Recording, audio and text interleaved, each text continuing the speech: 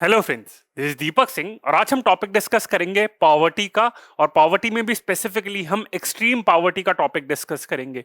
ये टॉपिक हम क्यों डिस्कस कर रहे हैं? क्योंकि रिसेंटली आपका वर्ल्ड बैंक ने और आईएमएफ ने, जो ब्रेटन वुड्स इंस्टीट्यूशन है के अंदर इनको इंक्लूड करा जाता है, उन्होंने रिपोर्ट रिलीज करी है। और वर्ल्ड बैंक ने अभी स्पेसिफिकली एक रिपोर्ट रिलीज करी है। तो इस कंटेक्स्ट में हम डिस्कस करेंगे कितनी पावर्टी रिड्यूस हुई है, क्या रीजंस रहे हैं, अर्बन और रूरल पावर्टी के बीच में क्या डिफरेंस रहा है, तो उसके स्टार्ट करेंगे। साथ में पावर्टी के जो भी एसोसिएटेड एस्पेक्ट है, हम आईएमएफ की रिपोर्ट भी डिस्कस करेंगे और साथ में थोड़ी सी हिस्ट्री भी देख लेंगे कि पावर्टी के लिए कि क्या क्या आपकी रिकमेंडेशंस थी वेरियस कमेटीज की, तेंदुलकर कमेटी, रंगराजन कमेटी, अलग कमेटी, उनका क्या था। और पिछले साल आपकी national multi dimensional poverty index ये भी एक रिलीज करा था। तो उस कंटेक्स्ट में हम ये सारे टॉपिक डिस्कस करेंगे इन अ 3C approach, that is comprehensive, concise and contemporary. तो ये प्रीलिम्स के लिए, जो आपका जून में आपका प्रीलिम्स हो रहा है, उसके लिए बहुत ज्यादा इंपॉर्टेंट है पावर्टी का टॉपिक। तो friends, let's start the topic of extreme poverty and overall poverty आपका हम डिस्कस कर लेंगे।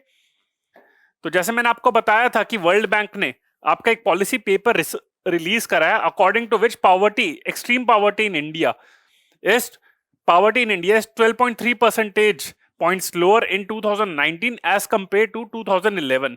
तो extreme poverty in India is 12.3%। तो इतना आपका 12 परसेंटेज पॉइंट का डिक्लाइन हुआ है from 2019 in 2019 as compare to 2011। ये ईयर बहुत इंपॉर्टेंट है। तो ये देख सकते हैं कि ये प्री कोविड के टाइम का एनालिसिस है।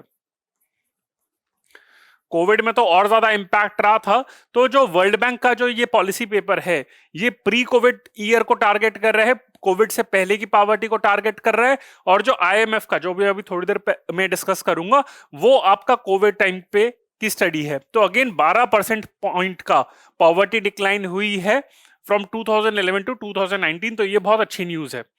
तो पहले तो हम एक्सट्रीम पावर्टी के बारे में बात कर लेते कि what is extreme poverty. Definition आपकी सबसे ज्यादा इंपॉर्टेंट है कि पावर्टी और एक्सट्रीम पावर्टी में फर्क क्या है। Extreme poverty has been measured in terms of the number of people living on less than $1.9 a day, रफली रुपीज 145 रुपीज आपका।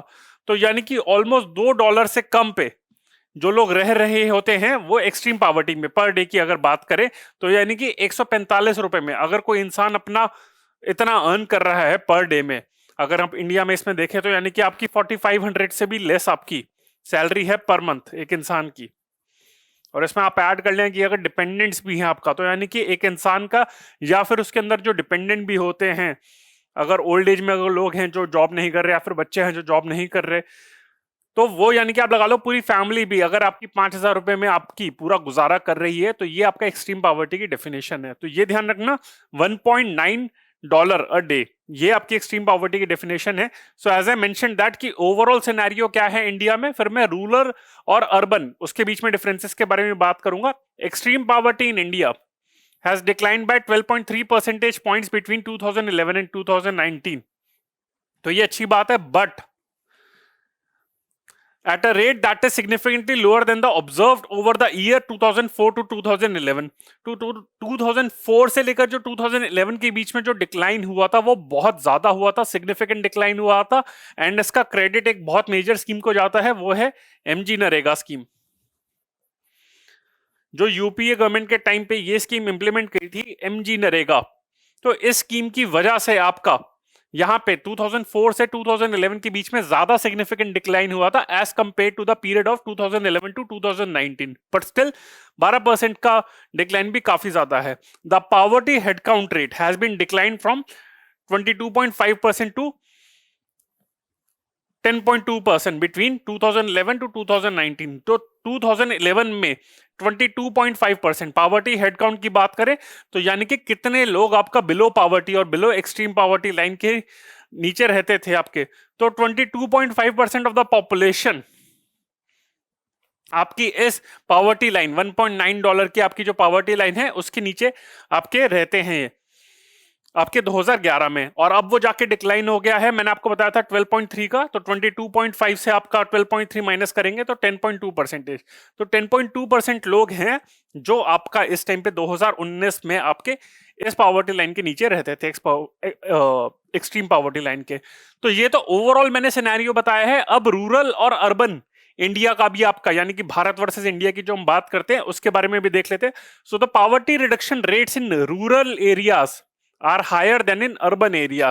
तो रूरल एरियाज में पॉवर्टी ज्यादा डिक्लाइन हुई है as compare to the urban areas. अगर रूरल पॉवर्टी की बात करें तो that dropped by 14.7%, while urban poverty declined just by आपका 7.9%, आपका 8% का ही डिक्लाइन हुआ है बिटवीन 2011 टू 19। तो आप देख सकते हैं कि रूरल एरियाज में ज्यादा आपका सिग्निफिकेंट प्रोग्रेस हुआ है in poverty reduction as compare to the urban areas. तो यहाँ पे रूरल एरियाज में 14.7 का डिक्लाइन हुआ है, अर्बन एरियाज में 7.9% का डिक्लाइन हुआ है। तो अभी इस टाइम पे अगर हम बात करें कि ओवरऑल, ये तो सिर्फ हमने परसेंटेज डिक्लाइन की बात करी है, पर अभी कितनी परसेंट लोग आपके पॉवर्टी में रह रहे हैं उसके बारे में बात करते हैं। सो rural poverty, while it eased to 11.6% in rural areas in 2019, the urban poverty stood at 6.3%. But in spite of that significant decline, गांव में लोग ज्यादा पॉवर्टी में जी रहे हैं as compare to urban areas. तो गांव में, रूरल एरियाज में आपका 11.6% of the population is living below the poverty line as compare to the urban areas, where the extreme people living below extreme poverty line is 6.3%। और overall मैंने आपको बताया था 10.2% है आपका। तो 10.2% is the overall, 11.6 is for the rural India, and आपका urban India के लिए आपका 6.3% है आपका। फार्मर्स की अगर हम बात करें specifically, farmers with small land holding size have experienced higher income growth. तो ये अच्छी बात है कि स्मॉल लैंड होल्डिंग साइज जो फार्मर्स इनके पास थी, तो काफी वल्नरेबल ग्रुप है ये, तो उनमें हायर इनकम ग्रोथ हुई है। Real income for farmers with the smallest land holdings have grown by 10% in annualized terms between the two surveys round in 2013 and 19, compared to a 2% growth of farmers with the largest land holding। तो ये farmers के context में ये भी आप ध्यान रख लेना कि farmers with a small land holding size have experience higher income growth. तो ये आपका इंपॉर्टेंट पॉइंट है आपका। अब हम बात करते हैं राइजिंग पॉवर्टी के बारे में। तो दो इंस्टेंसेस रहे हैं ये, अगर हम 2011 से 2019 का पीरियड की बात करें तो ओवरऑल पॉवर्टी आपकी डिक्लाइन हुई है बाय 12.3% आपका डिक्लाइन हुआ है। तो 22.5 से आपका, मैंने आपको बताया था कि इट डिक्लाइन बाय 12.3% टू 10.5% आपका डिक्लाइन हुआ है। तो पर इन स्पाइट ऑफ दैट, ये एक बहुत लंबा लॉन्ग पीरियड था 2011 से 2019, ये एवरेज बेसिस पे देखा गया है। पर अगर हम बीच में देखें तो ऐसे दो मेजर इंसिडेंसेस रहे थे जब वहां पे राइजिंग पॉवर्टी हुई थी, जब पॉवर्टी इंक्रीज हुई थी। तो वो कौन से इंसिडेंट्स थे? एक तो डीमोनेटाइजेशन का टाइम था, जब डीमोनेटाइजेशन हुई थी, मोदी जी ने जब एक मास्टर स्ट्रोक जिसको कहा गया था कि डीमोनेटाइजेशन उन्होंने करी थी, तो अगेन उसकी वजह से आपका urban poverty immediately increase by 2 percentage points in 2016 during demonetization. तो ऑब्जेक्टिव उसके जो भी थे, लेकिन इमीडिएटली काफी सारे लोगों को मतलब प्रॉब्लम्स फेस करनी पड़ी थी। लॉन्ग टर्म में उसके शायद कुछ बेनिफिट हो सकते हैं, पर इमीडिएटली काफी उसके नेगेटिव इंपैक्ट रहे थे। तो एक तो ये था कि urban poverty increase by 2 percentage point in 2016 during the demonetization event and felt sharply thereafter. But उसके बाद एकदम से जो इमीडिएटली लोगों को हार्डशिप फेस करनी पड़ी, पर वो एक शॉर्ट टर्म आपका इंपैक्ट था। पर ओवरऑल लॉन्ग टर्म की अगर हम बात करें तो आपका पॉवर्टी दोबारा से डिक्लाइन हो गई थी, पर इमीडिएटली पॉवर्टी आपकी इंक्रीज हुई थी अर्बन पॉवर्टी की अगर हम बात करें बाय 2 परसेंटेज पॉइंट आपका। और अगर हम रूरल पॉवर्टी की बात करें so it rose by 10 base points in 2019 likely due to growth slowdown. तो आपका ग्रोथ स्लोडाउन हो रहा था, कोरोना वायरस से भी पहले ही आपका ग्रोथ, इकोनॉमिक ग्रोथ का आपका स्लोडाउन हो रहा था। तो उसके चक्कर में भी आपका rural poverty increase bye 10 basis point आपका इन 2019 आपका। तो ये अर्बन पॉवर्टी का है, ये रूरल पॉवर्टी का आपका। अब हम बात करते हैं कंजम्पशन इनइक्वालिटी के बारे में। इसके बारे में भी वर्ल्ड बैंक ने कहा था।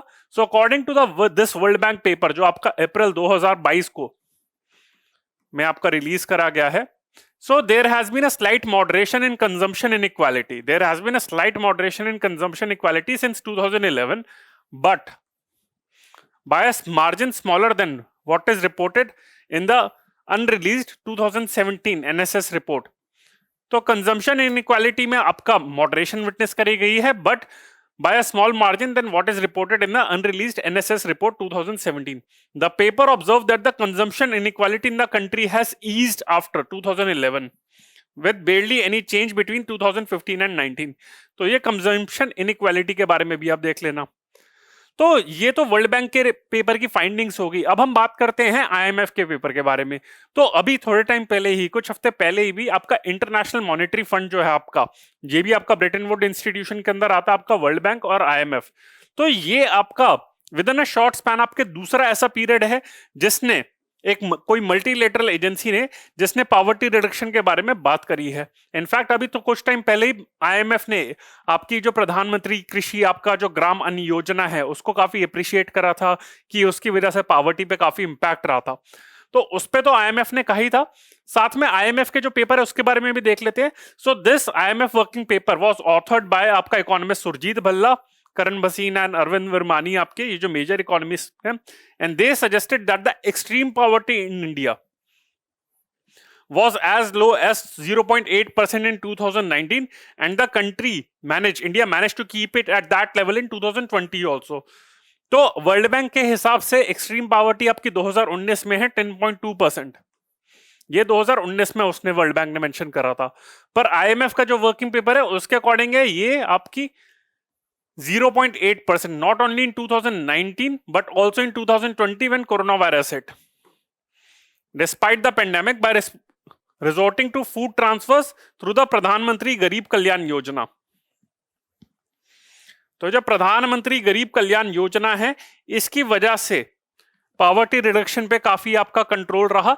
तो 0.8% है, तो ये बहुत ही ज्यादा बड़ा क्लेम है कि सिर्फ 0.8% पॉपुलेशन आपकी एक्सट्रीम पॉवर्टी में जी रही है आपके। तो ये आपका क्लेम था, आईएमएफ ने कहा है। तो लेकिन दोनों जो आपके इसकी बात करें, आईएमएफ और वर्ल्ड बैंक का जो पेपर है उसके बारे में बात करें तो उसमें से कुछ डिफरेंसेस हैं। तो जो वर्ल्ड बैंक का है, मैंने आपको बताया था कि जो वर्ल्ड बैंक का जो आपका है उसने कोविड आउटब्रेक से पहले आपका मेजर करा था 2019 का। आईएमएफ का जो रिसर्च पेपर है उसने बिफोर एंड आफ्टर दोनों करा था। आफ्टर भी 2020 के बारे में भी उसने कहा था, क्योंकि प्रधानमंत्री गरीब कल्याण योजना जो आपकी इंट्रोड्यूस करी गई थी वो पेंडेमिक के आफ्टर मैथ में ही इंट्रोड्यूस करी गई थी फॉर आपका फ्री ग्रेन से करने के लिए। ऑल्सो ये आपका रेफरेंस भी है कि आपने कौन सी स्टडी रेफर करी है। While the paper by IMF is based on data from the NSSO, National Sample Survey Organization's Consumption Expenditure Survey of 2011-12, the new one by World Bank relied on the Consumer Pyramid Household Survey of the Center for Monitoring Indian Economy, which is conducted continuously at 4-month interval since its inception in 2014. तो दो अगर हम sources की बात करें तो दो differences की बात करें तो आईएमएफ और वर्ल्ड बैंक के जो पॉवर्टी रिडक्शन की स्टडीज है उसमें ये डिफरेंसेस हैं कि जो आईएमएफ का पेपर है उसने आफ्टर पेंडेमिक को भी इंक्लूड करा है, जो वर्ल्ड बैंक का जो पेपर है उसने सिर्फ प्री पेंडेमिक आपका ही कवर करा है। दूसरा, आईएमएफ के पेपर ने आपका नेशनल सैंपल सर्वे ऑर्गेनाइजेशन का consumption expenditure survey of 2011-12 refer करा है, बट आपका वर्ल्ड बैंक वालों ने आपका consumer pyramid household survey of the centre for monitoring Indian economy refer करा है, जो रेगुलर बेसिस पे आपका करा जा रहा है। तो यही कहा जा रहा है कि इसका डेटा रेफरेंस थोड़ा पुराना है, ऑल दो वैसे गवर्नमेंट ऑफ इंडिया की ऑर्गेनाइजेशन का है। तो ये आपका था इसके आईएमएफ और वर्ल्ड बैंक के पेपर के कंटेक्स्ट में। तो फ्रेंड्स, ये था मेरा लेक्चर एक्सट्रीम पॉवर्टी, जिसके ऊपर आपका वर्ल्ड बैंक और आईएमएफ दोनों ने आपकी स्टडीज रिलीज करी है। पर आने वाले प्रीलिम्स के लिए आपके कुछ और पॉवर्टी के रिलेटेड एस्पेक्ट हैं, कुछ स्टडीज कंडक्ट करी गई थी, पिछले साल भी आपका एक स्टडी रिलीज करी गई थी, तो सोचा कि वो भी आप लोगों के साथ शेयर कर देता हूं, प्रीलिम्स के लिए बहुत ज्यादा इंपॉर्टेंट है। तो ये एक है मल्टी डायमेंशनल पॉवर्टी के बारे में भी हम बात कर लेते हैं। तो नवंबर 2021 में NITI Aayog released the first ever national multi-dimensional poverty index, and the name of the report was National Multi-Dimensional Poverty Index Baseline Report based on NFHS for National Family Health Survey for 2015-16 आपका। तो ये आपका रिपोर्ट था, आपका national multi dimensional poverty index baseline report based on NFHS 4। तो it defines poverty, इसने multi dimensional poverty की बात कर रहा है, सिर्फ इनकम क्राइटेरिया नहीं है। जो हमने बात करी थी एक्सट्रीम पॉवर्टी की, उसका क्राइटेरिया सिंपल था, $1.9 से अगर आपकी पर डे की इनकम उससे कम है आपकी, तो आप यानी कि एक्सट्रीम पॉवर्टी में है। मल्टी डायमेंशनल पॉवर्टी में बात करता है कि on various 3 parameters, mainly health, education and living standards.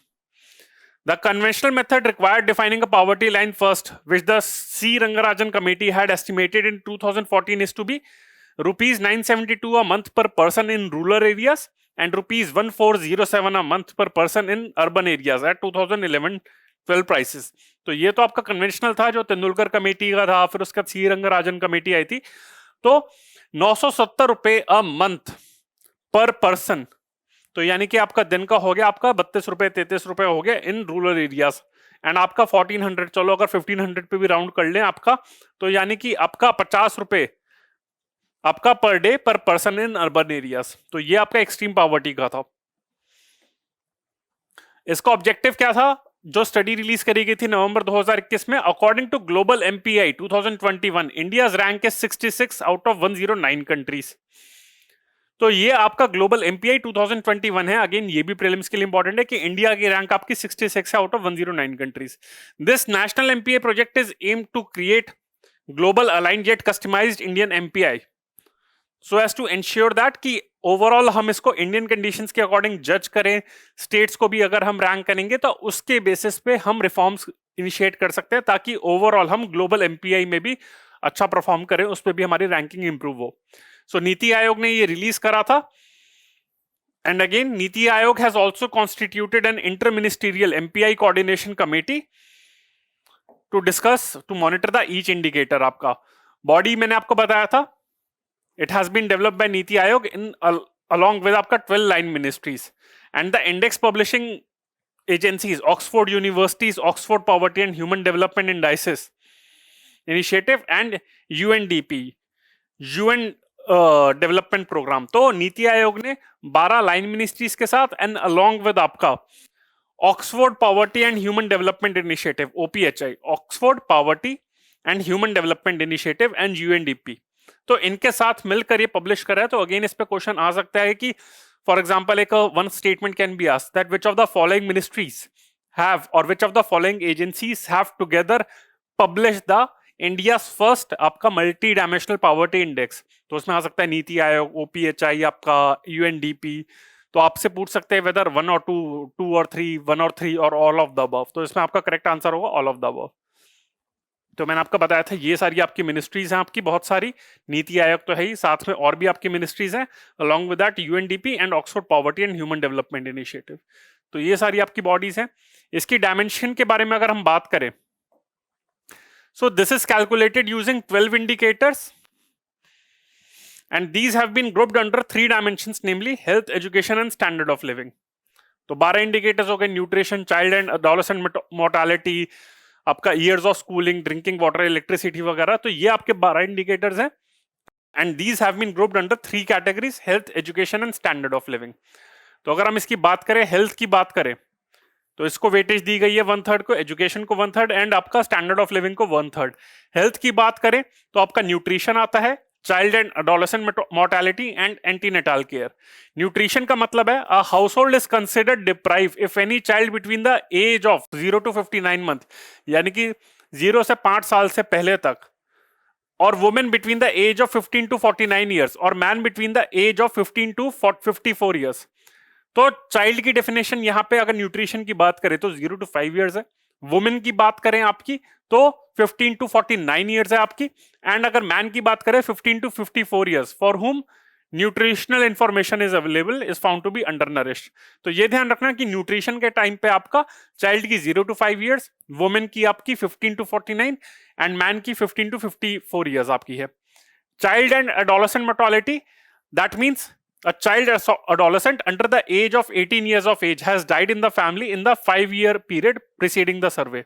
तो चाइल्ड एंड एडोलेसेंट मोर्टालिटी में आपका 18 साल से पहले की अगर डेथ हो जाती है, ये भी आपका हेल्थ के अंदर आता है। फिर antenatal care, a household is deprived if any woman in the household has given birth in the 5 years preceding the survey has not received at least 4 antenatal cares for the recent birth or has not received assistance from trained आपका medical personnel.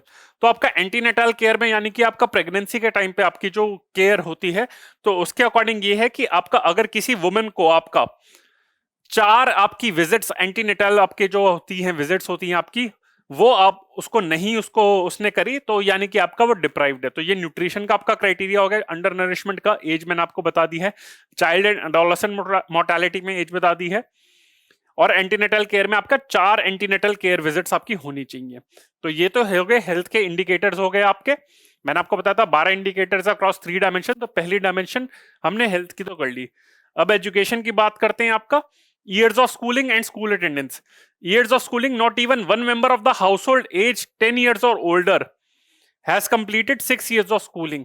तो यानी कि आपका years of schooling में आता है 6 years of schooling का criteria है, और एज है आपका 10 ईयर्स और ओल्डर, ये आपका क्राइटेरिया है। School attendance, any school as child is not attending school up to the age of which she would complete class 8। तो स्कूल आपका अटेंडेंस आपका क्लास 8 के कंटेक्स्ट में आपका ईयर्स ऑफ स्कूलिंग मैंने आपको बता दिया है। तो ये है आपका। एंड फिर आप हम बात करते हैं स्टैंडर्ड ऑफ लिविंग में, इसमें सबसे ज्यादा इंडिकेटर्स हैं आपके। तो ईयर्स ऑफ स्कूलिंग एंड आपका स्कूल अटेंडेंस एजुकेशन में आता है। इसके अंदर इंडिकेटर्स आते हैं cooking fuel, sanitation, drinking water, electricity, housing, assets and bank account. ये आपका स्टैंडर्ड ऑफ लिविंग के इंडिकेटर्स हैं आपका। तो अगर ये सब इंडिकेटर्स पे सेटिस्फाई कर रहे हैं तो यानी कि आपकी इनकम ऑलरेडी ठीक ही है। कुकिंग फ्यूल में a house cooks with dung, agricultural crop, shrubs और चारकोल और कोल। तो अगर ऐसे हाउस होल्ड में अगर जहां पे कुकिंग आपका एनिमल डंग, गोबर से अगर आप कुक कर रहे हैं, यानी कि आपका श्रब्स, क्रॉप्स, वुड या फिर कोल, जो बहुत अनहेल्दी वे ऑफ कुकिंग है आपका, उसको यूज कुक कर रहे हैं, तो यानी कि आपका हाउस होल्ड डिप्राइव्ड है। Sanitation, the household has unimproved और नो सैनिटेशन फैसिलिटी, तो यानी कि सैनिटेशन फैसिलिटी आपकी एडिक्वेट नहीं है। Drinking water, the household does not have access to improve drinking water और safe drinking water in from at least 30 minute walk from home as a round trip. तो यानी कि अगर आपको 30 मिनट से ज्यादा लग रहे हैं पानी लाने में, सेफ वाटर पानी लाने में आपको, यानी कि 15 मिनट आने में 15 मिनट जाने में, टोटल 30 मिनट हो गए, अगर इससे ज्यादा टाइम लग रहा है तो यानी कि डिप्राइव्ड है। इमेजिन आपको पानी भरने के लिए ही 30 मिनट से ज्यादा लग रहे हैं, तो आपका कितना टाइम तो इसी में निकल जाता है। Electricity, the household has no electricity. Housing, the household has inadequate housing, the floor is made of natural materials और द रूफ और wall is made of rudimentary material. तो यानी कि आपका कोई फ्लोरिंग ढंग से नहीं हुई है, आपका जो रूफ है, आपकी वॉल्स हैं, वो लगता है कि कभी भी टूट सकती हैं, बहुत कच्चे मटेरियल से बनी है। Assets, the household does not own more than one of the 3 assets, radio, TV, telephone, computer, animal card, bicycle. अगर इसमें से अभी ये एसेट्स नहीं है, एक भी एसेट नहीं है, तो यानी कि हाउस होल्ड डिप्राइव्ड है। No household member has a bank और अ पोस्ट ऑफिस अकाउंट। अगर बैंक अकाउंट घर के किसी भी मेंबर का नहीं है तो यानी कि हाउस होल्ड वो आपका इनकम वाइज आपका डिप्राइव्ड है आपका। तो ये आपके स्टैंडर्ड ऑफ लिविंग में आपका आता है आपका। मेथोडोलॉजी की हमने बात कर ली यहां पे, तो ये हमने बात कर ली इसकी मेथोडोलॉजी की। Report uses data for the 2015-16 का, ये भी हमने बता दिया था। अब हम बात करते हैं फाइंडिंग्स के बारे में। तो जो नीति आयोग का जो फाइंडिंग का, उसमें क्या थे कि टॉप 5 स्टेट्स कौन सी हैं आपकी जो मल्टी डायमेंशनल पॉवर्टी पे आपका सबसे बेस्ट परफॉर्मर है, जिसमें सबसे कम लोग आपका मल्टी डायमेंशनली आपका पुअर है। तो एज प्रेडिक्टेड आपका केरला, आपका सिर्फ 0.7% of the population is multi dimensionally deprived, followed by Goa, Sikkim, Tamil Nadu and Punjab. तो बड़ी स्टेट में केरला आ जाता है, गोवा और सिक्किम, ये भी आपकी काफी डेवलप्ड है। उसके बाद बड़ी स्टेट्स में आपका आता है तमिलनाडु एंड पंजाब। तो southern states, small states and Punjab, ये आपका है। तो केरला, गोवा, सिक्किम, तमिलनाडु एंड पंजाब, ये सीक्वेंस ध्यान रख लेना। केरला में 0.7% है, गोवा में 3.7, सिक्किम में भी 3.8, तमिलनाडु में 4.8 एंड पंजाब में 5.5। तो ये सीक्वेंस ध्यान रख लेना। और बॉटम में एज प्रेडिक्टेड आपका इसमें नॉर्दर्न स्टेट्स ही हैं, खासकर इसमें एक आपकी एक्सेप्शन है आपकी मेघालय, जो एक नॉर्थ ईस्टर्न स्टेट्स है। तो सबसे वर्स्ट परफॉर्मर तो आपका बिहार है, 51% ऑफ द पॉपुलेशन। तो आप देख सकते हैं कि गरीबी कितनी ज्यादा है। झारखंड में 42%, यूपी में 37%, एमपी में 36%। उड़ीसा आई थिंक इसके बाद आता है, पर मुझे लग रहा था कि उड़ीसा इसमें शायद टॉप पे होगा क्योंकि पूरे स्टेट में माना जाता है। बट बिहार एंड झारखंड, तो झारखंड भी आपका बिहार से ही निकला था, तो ये दोनों ने टॉप करा है। बिहार और झारखंड के आपके पड़ोसी आपके हो गए यूपी और एमपी हो गए, तो वो भी आपके डिप्राइव्ड है आपके यहाँ पे सबसे ज्यादा पॉपुलेशन। ये टॉप में बिहार है, उसके बाद आपके फॉलो करते हैं, एंड मेघालय में हो गए 32% ऑफ द पॉपुलेशन। तो ये आपका मल्टी डायमेंशनल पॉवर्टी में आ जाता है। जैसे मैंने आपको बताया था कि ये आपके हैं। Bihar has also the highest number of malnourish people, followed by Jharkhand and Madhya Pradesh आपका। तो ये आपके स्टेट्स का है। और यूटीज की अगर हम बात करें, Dadra and Nagar Haveli, Jammu and Kashmir and Ladakh, Daman and Diu and Chandigarh have emerge as the poorest UTs in India. The proportion of poor in Puducherry at 1.7% is the lowest among the UTs, followed by Lakshadweep, Andaman and Nicobar and Delhi. तो UTs में अगर हम बात करें तो दिल्ली नहीं है, बल्कि पुडुचेरी है, जहां पे सबसे कम लोग आपका मल्टी डायमेंशनली पुअर हैं। तो आप देख सकते हैं साउथ की ही सारी आपकी स्टेट्स और यूटीज है वो आपका मल्टी डायमेंशनली आपका कम पुअर है। तो ये तो हमारा हो गया, हमने एक डिस्कस कर लिया एक्सट्रीम पॉवर्टी पे, वर्ल्ड बैंक और आईएमएफ की रिपोर्ट्स थी। फिर हमने ये भी डिस्कस कर लिया आपका मल्टी डायमेंशनल पॉवर्टी का, जिसपे नीति आयोग ने रिपोर्ट डिस्कस करी है। साथ में हम ओवरऑल एक पॉवर्टी का एक एनालिसिस देख लेते हैं कि पास्ट में क्या क्या कमिटीज रही हैं, उनकी क्या फाइंडिंग्स थी, क्या रिपोर्ट्स थी, एक बार वो भी देख लेते हैं। तो पॉवर्टी इन इंडिया, उसकी एक ब्रीफ हिस्ट्री एक बार देख लेते हैं। तो अगेन पॉवर्टी लाइन, इसकी डेफिनेशन हम देख लेते हैं। Poverty line basket, poverty ratio. So the conventional way of measuring poverty एक वही होता है कि मिनिमम एक्सपेंडिचर आपका सेट करना होता है required to purchase a basket of goods and services necessary to satisfy basic human need. तो यहाँ पे वही है कि वो गुड्स और सर्विसेज जैसे आपका पानी पीना हो गया, आपका हल्का फुल्का खाने के लिए आपका पैसा हो गया, पानी खरीदने के लिए पैसा हो गया, तो ऐसी गुड्स और सर्विसेज इसके बीच वजह से आप लाइफ जी नहीं सकते, तो वो आपका पॉवर्टी लाइन है। तो उन गुड्स और सर्विसेज के लिए, उन मिनिमम गुड्स और सर्विसेज के लिए कुछ मिनिमम पैसा जो रिक्वायर्ड होता है, ऐसा नहीं कि उसके लिए भी आप कुछ ज्यादा पैसा खर्चे। तो जो minimum expenditure in minimum goods और सर्विसेज के लिए रिक्वायर्ड होता है वो आपकी पॉवर्टी लाइन होती है। The basket of goods and services necessary to satisfy basic human need is the poverty line basket. तो द पॉवर्टी लाइन होगी वो एक्सपेंसेस की बात होगी, वो मिनिमम एक्सपेंस की बात होगी जो रिक्वायर्ड है, और वो मिनिमम गुड्स एंड सर्विसेज जो रिक्वायर्ड होता है वो आपकी पॉवर्टी लाइन बास्केट होता है। So that basket of good and services necessary to satisfy basic human need is the poverty line basket. The proportion of population living below the poverty line is called the poverty ratio or head count ratio. तो हो सकता है poverty ratio के बारे में वो ना पूछे, head count ratio का नाम ले ले, तो don't get confused, वो एक ही बात कह रहे हैं यहाँ पे आपका head count ratio के बारे में। अगर हम हिस्ट्री देखें अगेन, काफी टाइम से आपका स्टार्टिंग से डिबेट था कि पॉवर्टी आपकी आइडेंटिफाई करने चाहिए। तो इंडिया में फर्स्ट ऑफिशियल की हम बात करें, काफी इनिशिएटिव्स रहे थे, यूनाइटेड नेशन, वर्ल्ड बैंक वगैरह उस टाइम पे भी कुछ ना कुछ सेट कर रहे थे आपका क्राइटेरिया। तो इंडिया में जब ऑफिशियल आपका हुआ था वो 1979 से स्टार्ट हुआ था पॉवर्टी को आइडेंटिफाई करने का। तो in India the first official rural as well as urban poverty line at the national level were introduced in 1979 by YK Alagh committee, उन्होंने इंट्रोड्यूस करा था, and official poverty count began for the first time. तो ये ध्यान रखना, वाईके Alagh committee 1979, ये sequence में भी पूछ सकते हैं आपका, and at the national level था आपका। देन उस पे बाद 1993 में लकड़वाला कमेटी आपका, DT Lakdawala committee extended this poverty line to states. तो ये जो पॉवर्टी लाइन थी वाईके अलग कमेटी की, वो सिर्फ नेशनल लेवल पे थी, लकड़वाला कमेटी ने इसको स्टेट्स के ऊपर भी एक्सटेंड कर दिया था, and over the time allowing official poverty counts over time and in the states. तो इसी वजह से अलग कमेटी और लकड़वाला कमेटी को एक साथ माना जाता है, ऑल्दो अलग कमेटी ने 1979 में अलग से आपके एस्टिमेट्स दिए थे, एंड आपका लकड़वाला कमेटी ने 1993 में दिए थे आपके। तो ये आपका लकड़वाला कमेटी ने आपका स्टेट पे एक्सटेंड कर दिया था। फिर 2005 में recognizing the rural poverty line was too low, the government appointed the Tendulkar committee. तो 2005 में तेंदुलकर कमेटी आई थी, और इन्होंने 2009 में आपका रिलीज करी थी आपकी, पर इस पे काफी ज्यादा क्रिटिसिज्म हुआ था कि ऑलरेडी पॉवर्टी लाइन बहुत लो थी, इन्होंने सिर्फ मार्जिनली उसको इंक्रीज करा था। तो तेंदुलकर कमेटी ने जब अपनी 2009 में यूपीए गवर्नमेंट के टाइम पे आपकी रिपोर्ट रिलीज करी थी, काफी क्रिटिसिज्म फेस करा था। तो सब्सिक्वेंटली आपका सी रंगराजन कमेटी, आपका आरबीआई के फॉर्मर गवर्नर भी रहे हैं, तो government appointed the C Rangarajan committee in 2012, एंड इनकी रिपोर्ट आपकी 2014 में रिलीज हुई थी, which recommended increasing the rural and आपका अर्बन पॉवर्टी लाइन। तो एज ऑफ नाउ अभी यही माना जाता है कि तेंदुलकर कमेटी को ही आपका काफी ज्यादा सिग्निफिकेंट माना जाता है, जिसका आपका बेस ईयर था 1993-1994 आपका। तो ये आपका था।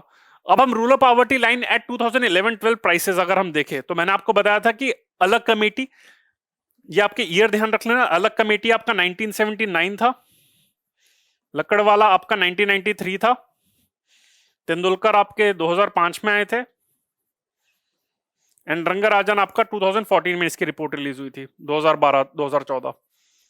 तो अब हम इसकी पॉवर्टी लाइन अगर देखें, तो पर मंथ पर पर्सन की अगर हम ये बात करें, पर मंथ पर पर्सन अलग कमेटी एंड लक्कड़वाला कमेटी ने जो आपका रिकमेंड करा था वो रूरल एरियाज के लिए आपका था 651 रुपीज एंड अर्बन एरियाज के लिए 931 था आपका। इसको मार्जिनली आप देख सकते हैं कि अलग कमेटी ने 1979 में एस्टिमेट्स दिए थे और आपका तेंदुलकर कमेटी ने 2009 में अपनी रिपोर्ट सबमिट करी थी। तो 30 साल में इन्होंने सिर्फ आपका जो एक्सपेंस रेस करा था एक्सट्रीम पॉवर्टी का, रूरल एरियाज में आपका सिर्फ 816 करा था आपका इंक्रीज एंड अर्बन एरियाज में 1000 रुपीज आपका कर दिया था। सिर्फ 70 रुपए आपका इंक्रीज करा पिछले 30 सालों में इन्होंने। तो तेंदुलकर कमेटी को बहुत ज्यादा क्रिटिसाइज करा गया, प्लानिंग कमीशन को भी उस टाइम पे बहुत क्रिटिसाइज करा गया था कि ये आपका पॉवर्टी लाइन थी। सो 1000 rupees per person per month, and again अगर डिपेंडेंट्स है तो और ही बात है आपकी। और रंगराजन कमेटी ने क्या करा फिर उसके बाद रिवाइज करा तो रूरल पॉवर्टी को थोड़ा सा और इंक्रीज करा उन्होंने, पॉवर्टी लाइन को 972 rupees and urban poverty line को भी इन्होंने 500 रुपए 400 रुपए इंक्रीज कर दिया था आपका। तो 972 एंड 1407। तो आप ये चार्ट देख सकते हैं 651 931 816,000 एंड 972 1407। अलग कमेटी अलग एंड लक्कड़वाला कमेटी ये अलग अलग है, ध्यान रखना, Tendulkar committee and Rangarajan committee. तो ये तो आपकी पॉवर्टी लाइन है। अब हम बात करते हैं हेड काउंट रेशियो और पॉवर्टी रेशियो के बारे में कि कितनी पॉपुलेशन आपकी बिलो पॉवर्टी लाइन थी। तो अगर हम बात करें इस टाइम पे तेंदुलकर कमेटी और रंगराजन कमेटी की ही अगर हम बात करें, अगर हम रूरल इंडिया की बात करें तेंदुलकर कमेटी के अकॉर्डिंग, क्योंकि अलग कमेटी और लकड़वाला कमेटी तो पुरानी होगी, रूरल इंडिया के अकॉर्डिंग में आपका तेंदुलकर कमेटी के अकॉर्डिंग आपका 25.4% आपका पॉपुलेशन है। रंगराजन के अकॉर्डिंग आपका 30.9% है आपका, क्योंकि पॉवर्टी लाइन इंक्रीज करी है तो यानी कि नंबर ऑफ लोग भी बढ़ेंगे उस पे। अर्बन एरियाज काफी ज्यादा उन्होंने इंक्रीज करा था 1407, सीधे 1000 से ज्यादा सब्सटैंशियल हाइक था उसमें।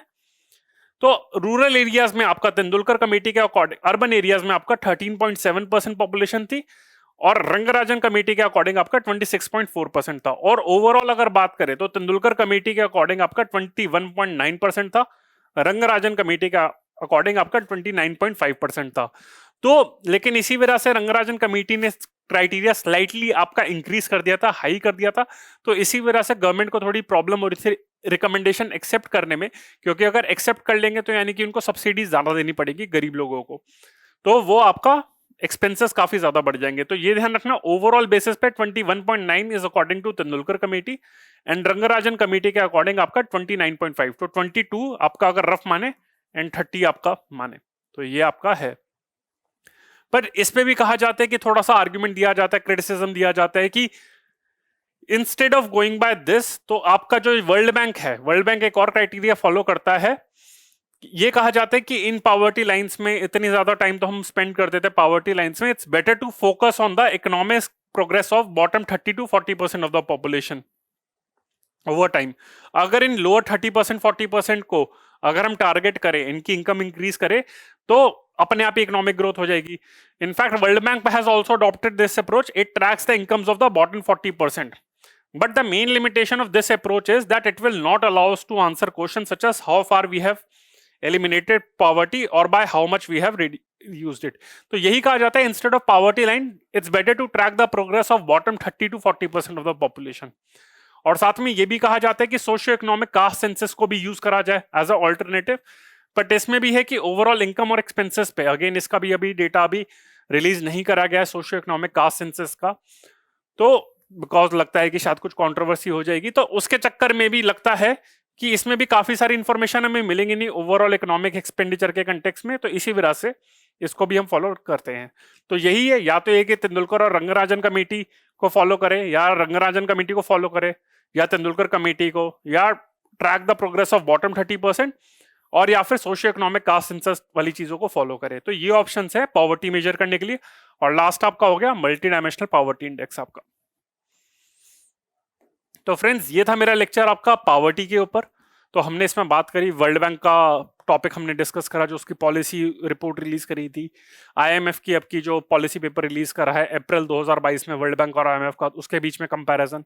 साथ में हमने हिस्ट्री ऑफ पॉवर्टी लाइन आपका, अलग कमेटी, लकड़वाला कमेटी, आपका रंगराजन कमेटी, फिर आपका तेंदुलकर कमेटी, उसके बारे में भी बात करी। एंड ओवरऑल क्या क्या सिनेरियो हैं, क्या क्या ऑल्टरनेटिव्स हैं, and national multi dimensional poverty index के बारे में भी बात करी। आई होप आपको ये लेक्चर अच्छा लगा हो। If you like this lecture, then do press the like button, share it with your friends, and subscribe to the channel of AQ Bias. If you have any query, then please feel free to connect with us. So friends, this is Deepak Singh on behalf of AQ Bias. And before ending the lecture, I just want to tell you that you can connect with us via these social media platforms like Facebook, Instagram, Telegram, YouTube. This is our mail ID, updated mail ID, info@aqbias.com, and this is our updated contact number, 931905800. So friends, this is Deepak Singh on behalf of AQ Bias. Bye. Thank you.